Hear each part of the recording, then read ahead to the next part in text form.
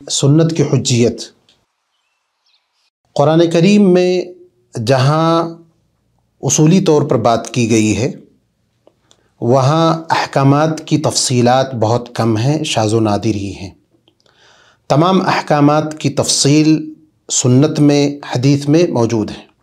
جیسے قرآن کریم میں حکم ہے اقیم الصلاۃ، نماز قائم کرو، زکوٰۃ دو، حج یا عمرہ اس کا حکم ہے، تو اس کی کیفیت، تفصیلات، اس کے سنن و واجبات، اذکار، اسی طرح زکوٰۃ میں نصاب کیا ہوگا، ان ساری چیزوں کا بیان حدیثوں میں موجود ہے۔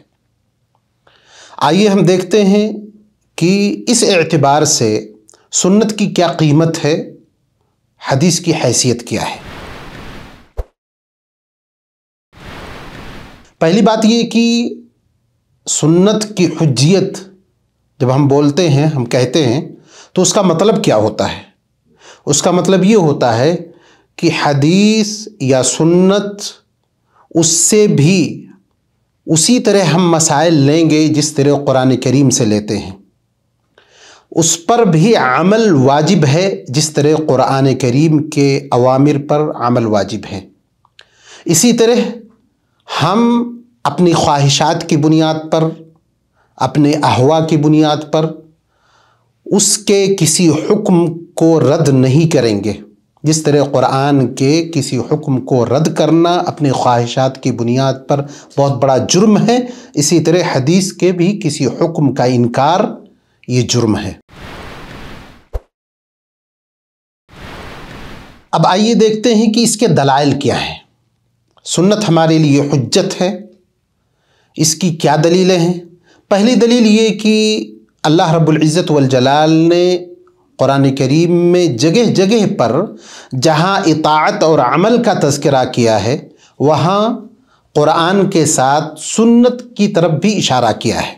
جیسے کہ قرآن کریم میں ہے وَاذْكُرْنَ مَا يُتْلَى فِي بُيُوتِكُنَّ مِن كِتَابِ اللَّهِ وَالْحِكْمَةِ، کہ تم ان چیزوں کو یاد کرو جن چیزوں کی تلاوت تمہارے گھر میں ہوتی ہے، کتاب اللہ، اللہ کی کتاب، اور اسی طرح حکمت سے مراد اجماعی طور پر سنت ہے، حدیث ہے۔ تو اللہ رب العزت والجلال نے کتاب کے ساتھ، قرآن کے ساتھ سنت پر بھی عمل کی ہدایت دی اور حکم فرمایا ہے۔ دوسری چیز یہ ہے کہ ہر زمانے میں اور ہر جگہ پر سنت کی ضرورت ہے، اور جس کا ذکر قرآن کریم میں بھی موجود ہے۔ اللہ تبارک و تعالیٰ نے جیسے کہا ہے یا ایھا الذین آمنوا اطیعوا اللہ واطیعوا الرسول واولی الامر منکم فان تنازعتم فی شیء فردوہ الی اللہ والرسول، اے ایمان والو اللہ اور اس کے رسول کی اطاعت کرو اور حکام کی اطاعت کرو، اور کسی چیز میں اختلاف ہو جائے تو اللہ اور اس کے رسول کی طرف لوٹا دو، یعنی اپنے اختلاف کا حل اللہ اور اس کے رسول کے اوامر اور احکام میں تلاش کرو۔ ظاہر سی بات ہے کہ اللہ رب العزت والجلال کے احکامات ہم کو قرآن کریم میں مل جائیں گے، نبی اکرم صلی اللہ علیہ وسلم کی باتیں، ان کے احکام، ان کے فیصلے کہاں ملیں گے؟ حدیث میں۔ تو اس آیت کے روح سے ہر جگہ ہم کو ضرورت ہے کہ ہم سنت نبوی کی طرف رجوع کریں۔ اسی طرح اللہ رب العزت والجلال نے نبی اکرم صلی اللہ علیہ وسلم کے حکم کی مخالفت سے منع کیا ہے۔ قرآن کریم میں کئی جگہوں پر اللہ رب العزت والجلال نے کہا ہے، جیسے کہ وَمَا كَانَ لِمُؤْمِنٍ وَلَا مُؤْمِنَةٍ إِذَا قَضَى اللَّهُ وَرَسُولُهُ أَمْرًا أَن يَكُونَ لَهُمُ الْخِيَرَةُ مِنْ أَمْرِهِمْ، کہ اللہ اور اس کے رسول جب فیصلہ کر دیں تو وہاں چوں چرا کی گنجائش نہیں ہوتی ہے، اور اگر کوئی شخص اللہ اور اس کے رسول صلی اللہ علیہ وسلم کے حکم کے خلاف کام کرتا ہے تو گویا کہ وہ اللہ کے نبی صلی اللہ علیہ وسلم کی اطاعت سے اپنے آپ کو نکال لیتا ہے، ان کے حکم کی مخالفت کرتا ہے، جس سے اس آیت میں منع کیا گیا ہے۔ اسی طرح سنت میں بہت ساری چیزوں کی تشریح موجود ہے جو قرآن کریم میں نہیں ہے۔ مثال کے طور پر نماز قائم کرنا ہے، کس طرح کرنا ہے، کتنی نمازیں قائم کرنی ہیں، اس کی کیفیت کیا ہوگی، اذکار کیا ہوں گے، اسی طرح دوسرے معاملات زکوٰۃ، حج، بیوع، خرید و فروخت کی جو تفصیلات ہیں، تو یہ ساری چیزیں ہم کو سنت میں، حدیث میں ملیں گی۔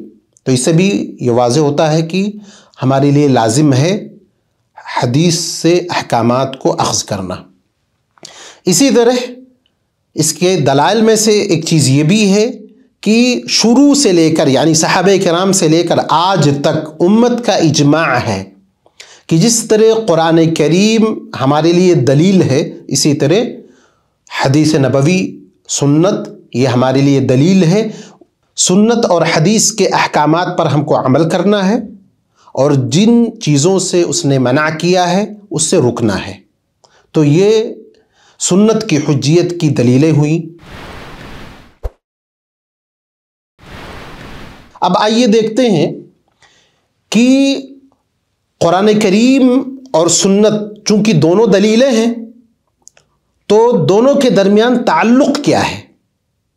تو اگر ہم بنظر غائر دیکھیں تو ہم کو 5 قسم کے تعلقات ملتے ہیں، یا دوسری زبان میں ہم اس کو کہہ سکتے ہیں کہ سنت کے مراتب کیا ہیں شریعت میں۔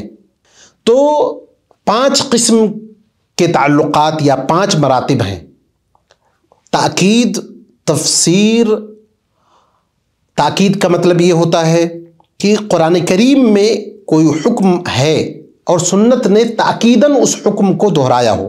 مثال کے طور پر نماز قائم کرنا، قرآن میں جگہ جگہ اس کا حکم ہے، حدیث میں بھی آیا ہوا ہے کہ نماز قائم کرو، تو یہ تاکید۔ اسی طرح والدین کے ساتھ حسن سلوک، تو جس طرح قرآن میں آیا ہوا وَبِالْوَالِدَيْنِ إِحْسَانًا، اسی طرح حدیث میں بھی آیا ہوا ہے کہ تم اپنے والدین کے ساتھ حسن سلوک کرو۔ یہ تاکیدی حکم ہوا، یعنی قرآن میں حکم موجود ہے، سنت نے اس کی تاکید کر دی۔ دوسری چیز جو ہے یا دوسرا مرتبہ جو ہے وہ ہے تفسیر۔ قرآن کریم میں مجمل طور پر، مختصر طور پر، اصولی طور پر بعض چیزوں کا تذکرہ ہے، اس کی تشریح سنت اور حدیث میں موجود ہے۔ جیسے نماز قائم کرنے کا حکم ہے، اس کی تشریح حدیث میں ہے۔ زکوٰۃ دینے کا حکم ہے، کتنے میں زکوٰۃ ہوگا، کن چیزوں میں زکوٰۃ دینا ہے، اس کی تشریح موجود ہے حدیث میں۔ اسی طرح حج و عمرہ کرنا ہے، ان کے ارکان کیا ہیں، واجبات کیا ہیں، کیفیت کیا ہے، ان ساری چیزوں کا بیان حدیث میں موجود ہے۔ بیوع کا جو باب ہے، خرید و فروخت کے آداب، ان کے احکام، ان ساری چیزوں کی تشریح اور توضیح حدیث میں ہے۔ تیسری چیز ہے تخصیص۔ قرآن میں کوئی چیز عمومی طور پر بیان کی گئی ہے، سنت آ کر کے اس کی تخصیص کر دیتی ہے، خاص کر دیتی ہے۔ مثال کے طور پر اللہ تبارک و تعالیٰ نے قرآن میں کہا ہے انما حرم علیکم المیتۃ والدم، کہ اللہ رب العزت والجلال نے تمہارے اوپر مردار کو اور خون کو حرام کیا ہے۔ تو آیت سے یہ معلوم ہوتا ہے تمام مردار، اسی طرح تمام خون کی شکلیں جتنی بھی ہیں سب حرام ہیں، لیکن سنت آ کر کے تخصیص کر کے ہم کو یہ بتلاتی ہے کہ نہیں، مردار میں کچھ چیزیں ایسی ہیں جن کا کھانا جائز ہے، جیسے کہ ٹڈی اور مچھلی، اور اسی طرح خون کی بعض شکلیں جیسے تلی اور کلیجی، یہ خون ہی کی شکلیں ہیں لیکن یہ کھانا ہمارے لیے جائز ہے، تو اس کو تخصیص بولتے ہیں یا اس کو تخصیص کہتے ہیں۔ اس میں چوتھی چیز ہے کہ کسی چیز کو مقید کرنا، تقیید، یعنی قرآن کریم میں کوئی مطلق حکم ہے تو حدیث آ کر کے اس کی تقیید کرتی ہے۔ مثال کے طور پر قرآن کریم میں ہے کہ چوری کرنے والے اور چوری کرنے والی کا ہاتھ کاٹو، فَاقْطَعُوا أَيْدِيَهُمَا۔ اب ہاتھ، پورا ہاتھ کاٹیں گے یا کوہنی تک کاٹیں گے یا کلائی تک کاٹیں گے، اس کا ذکر قرآن کریم میں نہیں ہے، سنت نے آ کر ہم کو بتلایا کہ نہیں، کلائی سے کاٹیں گے، تو اس کو تقیید بولتے ہیں۔ اسی طرح پانچویں جو چیز ہے وہ ہے تأسیس، یعنی سنت ایسے نئے احکام کی بنیاد رکھتی ہے جس کا ذکر قرآن کریم میں نہیں ہے۔